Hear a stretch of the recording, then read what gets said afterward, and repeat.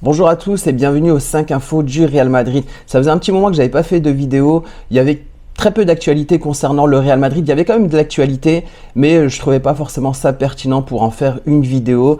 Et là, j'ai réussi à recouper quelques informations concernant le Real et le mettre un peu en parallèle avec le prochain match de Ligue des Champions. Ça va être le match le plus important de cette saison. En plus, un gros match. Le Real Madrid contre Manchester City. Donc dans cette vidéo, je vais parler un peu de certains joueurs du Real Madrid et confronter cela avec la prochaine échéance du Real Madrid, c'est-à-dire le match de Ligue des Champions. Donc on va parler de Vinicius, de Rodrigo, on va parler aussi du doute qu'on a un peu sur le poste de défenseur central et on va aussi forcément parler du milieu de terrain de Valverde et je finirai aussi cette vidéo par parler de nos gardiens. Bon, on commence tout d'abord par la star du Real Madrid. Pas Bellingham, mais la star depuis quelques années, c'est-à-dire Vinicius Junior. Donc Vinicius Junior a été élu joueur du mois de mars au Real Madrid. Il était en concurrence avec Rodrigo, Carvajal, Rudiger et Toni Kroos qui avaient fait aussi des belles prestations au mois de mars. Mais bon, Vinicius était quand même un cran au-dessus. Donc pour rappel, au niveau de ses statistiques sur les 4 matchs, il a marqué 5 buts. Il a délivré 3 passes décisives et il a été élu 3 fois homme du match. En sachant que pour la dernière rencontre, c'est-à-dire entre le Real et l'Athletic Bilbao, il n'a pas pu jouer parce qu'il avait une accumulation de cartons jaunes. Donc il aurait pu quand même, on va dire, étoffer un peu plus ses statistiques, son palmarès. Bon, ça n'a pas empêché Vinicius de remporter ce trophée. Donc bravo à Vinicius. Donc comme je vous le disais, dans cette vidéo, je fais un peu le parallèle entre les joueurs du Real Madrid et un peu... le prochain match de City. Donc si on évoque le côté de Vinicius, c'est-à-dire le côté défensif droit de Manchester City, c'est plutôt une mauvaise nouvelle du côté de City parce qu'en fait Kyle Walker est out depuis un bon petit moment, je crois que c'est depuis début mars si je dis pas de bêtises, et on ne sait pas, il y a quelques doutes, est-ce que Kyle Walker sera titulaire contre le Real Madrid? Là ça arrive bientôt, là ça fait un petit moment qu'il ne joue pas, il est mis au repos, il devrait peut-être revenir, ça on ne le sait pas. Pep Guardiola s'est exprimé à ce sujet là, il dit j'ai parlé aux médecins, ils m'ont dit non, il ne peut pas jouer, mais vous savez Kyle c'est Kyle, il a une génétique différente des autres joueurs, donc on sait que Pep Guardiola espère quand même avoir son joueur prêt pour ce match. Donc il y a de fortes chances qu'il y a son remplaçant qui joue contre le Real Madrid, c'est-à-dire Rico Lewis, qui fait quand même aussi, voilà, c'est un jeune joueur international anglais. Bon, il n'a pas encore autant d'expérience que Kyle Walker, mais voilà, en tout cas, c'est peut-être un des points positifs pour le Real Madrid, c'est-à-dire que Vinicius, d'un côté, élu homme du mois de mars, avec le Real Madrid qui a déjà marqué 5 buts en un mois. Et d'un côté, on a ce couloir, le couloir gauche du Real et le couloir droit où il y a un pépin physique pour le titulaire à ce poste-là. Donc un des points positifs pour le Real Madrid, un Vinicius en forme, un Kyle Walker blessé. Est-ce que Rico Lewis arrivera à faire mieux que Kyle Walker? On ne sait pas. Et on reste toujours sur le poste de l'attaque. Là, on va parler de Rodrigo. Rodrigo, il y a pas mal de débats au niveau de Rodrigo. Je voulais déjà juste resituer les statistiques de Rodrigo par rapport aux joueurs, aux attaquants du Real Madrid. Donc si on regarde en termes de buts et de passes décisives, celui qui est en tête c'est Bellingham. Bellingham a déjà marqué 20 buts et a fait 10 passes décisives. En total, il a contribué à 30 buts du Real Madrid. Ensuite, on a Vinicius qui a marqué 18 buts et 6 passes décisives. Puis juste en dessous, Rodrigo, 15 buts, 8 passes décisives. Et en dessous, on a Joselu, 14 buts, 3 passes décisives. Et Brahim, 9 buts, 5 passes décisives. Donc, on a Rodrigo qui se place quand même parmi le podium, c'est-à-dire il est 3e meilleur buteur du Real Madrid. On peut se dire quand même que c'est des bonnes stats puisque la saison n'est pas encore finie en Liga. Il a quand même marqué 15 buts, il peut finir à 20 buts. 20 buts, c'est quand même une belle statistique pour un attaquant au Real Madrid. Mais là où ça pose problème, ça va être plus pour l'année prochaine. C'est-à-dire avec l'arrivée de Endrick qui est assurée, l'arrivée de Mbappé qui devrait officialiser ça. Rodrigo a quand même de belles statistiques puisqu'il a quand même marqué 15 buts. Mais bon, on attend un peu mieux de ce joueur-là. Et quand on compare aussi le temps de jeu, c'est là où on voit un peu la différence avec les autres attaquants, puisque Rodrigo, dans l'effectif, on va dire au niveau des attaquants du Real Madrid, c'est l'un des joueurs qui a joué le plus de temps. Il a joué 3016 minutes. En comparaison, on a juste en dessous, on a Bellingham qui a joué 2800 minutes. Ensuite, on a Vinicius qui a joué à peu près 2300 minutes puisqu'il avait eu sa longue blessure en octobre-novembre. Et pour comparaison, on a Joselu et Brahim Diaz qui ont à peu près le même temps de jeu, 1600 minutes.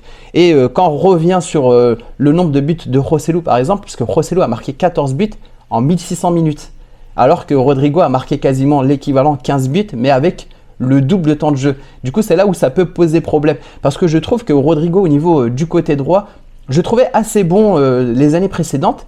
Et là où il a marqué la plupart de ses buts, c'était soit pour pallier à l'absence de Vinicius, parce que là, dernièrement, contre Bilbao, on a pu voir qu'il a pu marquer un doublé, mais il avait ce côté gauche. Et on sent vraiment qu'il a besoin un peu de jouer sur ce côté gauche, parce que je le trouve quand même assez efficace. Il fait un peu moins, on va dire, de gris-gris, tout ça, que Vinicius. Et je trouve que son pied droit, il est plus précis, plus efficace que Vinicius. Donc quand il est sur ce côté gauche, il est vraiment plus efficace.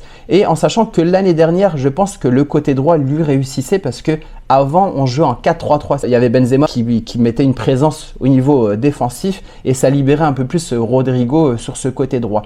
Donc je pense que ce système maintenant nouveau en 4-4-2 pose un peu problème sur ce côté un peu droit de Rodrigo. Même sur un certain match, je ne sais plus c'était lequel, on a vu Rodrigo qui devait jouer normalement à droite, qui se retrouvait quasiment côte à côte avec Vinicius.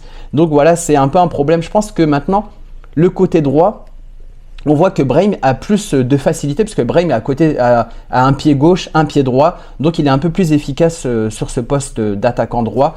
Et voilà, ça pose un peu problème. Mais en tout cas, moi, j'ai toujours confiance en Rodrigo. Il a marqué un doublé récemment là, contre Bilbao. On sait que la Ligue des Champions, c'est quand même là où il excelle. Moi, j'ai hyper confiance en Rodrigo. Il y a de fortes chances qu'il sera titulaire face au match contre City. Du coup, voilà. En tout cas, on croise les doigts pour qu'il soit en super forme.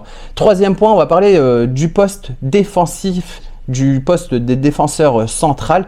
Vous avez pu voir que Militao a joué quelques minutes contre Bilbao. Voilà, c'était un peu l'introduction après cette longue absence liée à sa blessure. D'ailleurs, c'était un peu marrant, parce qu'enfin marrant, il avait été blessé contre Bilbao vraiment en début de saison. Je crois que c'était le 12 ou le 13 août. Et là, il était revenu après sa blessure contre le même adversaire, contre Bilbao. D'ailleurs, Militao qui aborde un nouveau style capillaire. Étant donné que Militao vient juste de revenir, on va dire, de convalescence liée à sa blessure, il y a de fortes chances qu'on ne le verra pas titulaire. Mais là où on va se poser la question, c'est-à-dire qui va prendre ce poste de défenseur central à côté de Rudiger. Rudiger, c'est vraiment la pièce maîtresse au niveau de cette charnière centrale. On sait que l'année dernière, au match aller, on a pu voir que Rudiger a réussi à cadenasser Erling Haaland. Erling Haaland qui a été muet lors de ce match contre le Real Madrid. Donc pour moi, Rudiger, c'est vraiment celui qu'il faut laisser.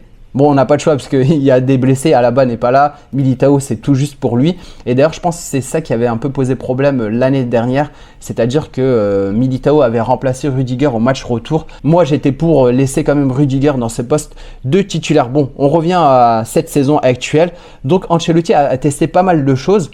Donc, on a Nacho qui est défenseur central, on va dire, de formation, et Tchouaméni qui a pu aussi jouer à ce poste-là, qui a fait quand même aussi de belles prestations, parce qu'au niveau envergure, au niveau taille, au niveau duel aérien, il est meilleur que Nacho, je trouve. Donc la question se pose, et apparemment ça va être du 50-50. Et je pense même que Carlo Ancelotti, à l'heure actuelle, ne sait même pas s'il va mettre Nacho ou Tchouaméni. Si on regarde le match contre Bilbao, le dernier match, il a mis Nacho titulaire parce que je pense que Camavinga il a eu une légère blessure quand il a joué avec l'équipe de France face au Chili. Donc Camavinga était sur le banc et du coup il a préféré mettre Tchouaméni en poste de sentinelle. Donc pour ma part, concernant ce choix de défenseur central, je partirais vraiment sur Nacho. Je pense qu'il ne faut pas trop perturber, on va dire, ce côté de défenseur central, même si Tchouaméni a fait quand même du bon boulot. J'ai quand même envie de mettre Nacho associé à Rudiger. Pourquoi? Parce que pour moi, le match entre le Real Madrid et City, sur la première mi-temps, je pense que ça va pas mal se jauger. Ça va pas trop attaquer, ça va pas prendre de risques. Et j'aimerais bien laisser, on va dire, la cartouche que ce soit Camavinga entrer en cours de jeu. Et je trouve que Camavinga, quand il entre en jeu avec ses jambes hyper fraîches, pour une demi-heure, je pense qu'il peut faire du mal au milieu de terrain de City. Donc du coup, je préfère laisser Nacho, Rudiger et pas trop perturber, on va dire, ce côté défenseur central. Et je trouve aussi que Tchouaméni, en tant que sentinelle, est plus efficace que Camavinga ou que ce soit Toni Kroos. Donc voilà, en tout cas, c'est mon choix. N'hésitez pas à me dire en commentaire ce que vous pensez. Et d'ailleurs, je ferai aussi une vidéo le jour J ou la veille du match contre City où voilà, on fera l'habituel point fort, point faible, on regardera un peu l'état de forme de chaque équipe et je donnerai aussi ma compo probable et le pronostic pour ce match. Bon, on enchaîne sur le prochain joueur, un des joueurs clés qui sera forcément titulaire, c'est Federico Valverde. J'ai retrouvé cette image qui montre un peu toutes les notes de Federico Valverde sur l'ensemble de ses matchs. Il a été élu 2 fois homme du match, mais je trouve que c'est un peu un poste un peu traître, c'est-à-dire que l'attaquant, quand il va marquer des buts, on va vraiment le voir, on va vraiment le glorifier. Voilà, il a marqué un doublé. Le cas de Rodrigo, par exemple, dernièrement, il a marqué un doublé, il a été élu homme du match. Ou le poste de défenseur ou de gardien, c'est-à-dire, voilà, on va retenir que Lunin a pu faire un clean sheet. On peut aussi retenir que Rudiger ou Nacho ou Tchouaméni, quand ils jouent en poste de défenseur central, a stoppé une action, que ce soit aussi Carvajal ou Mendy. Voilà, c'est vraiment visible. Federico Valverde ou Toni Kroos, même s'ils font des belles prestations, ils vont délivrer des passes décisives, ils vont pas forcément être tout le temps mis en avant ou élu homme du match. C'est vraiment, on va dire, ce poste de l'ombre. Et Federico Valverde, on n'en parle vraiment pas, mais il grandit de saison en saison. D'ailleurs, ce graphique le montre, vraiment son évolution, vraiment sa valeur qui a évolué d'année en année. En 2016, il était à peine à 450 000 euros. Dès sa première année au Real Madrid, il était à 1 million. Puis après, il a augmenté petit à petit, 6 millions. 20 millions, 70 millions. L'année dernière, il était estimé à 80 millions. Et cette saison, sa valeur, elle est estimée à 100 millions d'euros. Donc, pour se procurer Federico Valverde, il faut débourser une grosse somme. Je voulais vraiment dédier ce point à Federico Valverde, un peu ce joueur de l'ombre qui fait vraiment du bien au Real Madrid, que ce soit au niveau offensif, en récupération. Il n'est pas vraiment mis en valeur. Une fois, j'avais fait une vidéo où je disais que j'ai envie de le voir marquer, j'ai envie de le voir marquer un peu plus de buts et c'est ça qui le mettra un peu plus en valeur. J'espère qu'il va faire du bon boulot contre City. Et on va finir ce 5 infos par parler de nos gardiens. J'ai quelques actualités concernant nos gardiens. On va tout d'abord commencer par Thibaut Courtois. Thibaut Courtois qui s'est exprimé face aux journalistes et qui a dit qu'il serait de retour fin du mois avec l'effectif. Donc voilà, en tout cas, c'est une très bonne nouvelle. Bon, il a eu une grosse blessure. Il a eu une autre blessure à nouveau sur un genou différent. D'ailleurs, j'en ai parlé lors d'un dernier 5 infos. C'est bon signe de pouvoir retrouver Thibaut Courtois à l'entraînement. J'en parlerai aussi lors de mes prochains 5 infos une fois qu'il aura réintégré cet entraînement collectif avec l'effectif. On lui souhaite en tout cas un bon rétablissement et on souhaite vraiment le voir assez rapidement, forcément la saison prochaine, plus cette saison, mais la saison prochaine en très bonne forme. Ensuite, on enchaîne aussi sur Kepa. Kepa, voilà, qui a été prêté par Chelsea pour pallier à l'absence de Courtois. Il devait être le gardien numéro 1 du Real Madrid, mais bon, on sait que Kepa va pas être retenu par le Real Madrid. Kepa est quand même super reconnaissant envers le Real Madrid et c'est toujours un rêve pour lui d'avoir pu jouer avec le Real. D'ailleurs, il pourra aussi s'en sortir avec un trophée, j'espère, un trophée au moins de Liga. D'ailleurs, il a aussi remporté le trophée de la Super Coupe d'Espagne. Mais bon, d'après Fabrizio Romano, il n'est pas content de sa situation actuelle, ce qui est normal. Il est plus titulaire avec le Real Madrid. On n'est plus en Copa, du coup, il n'a pas pu aussi gratter du temps de jeu. Il retournera à Chelsea à la fin de cette saison.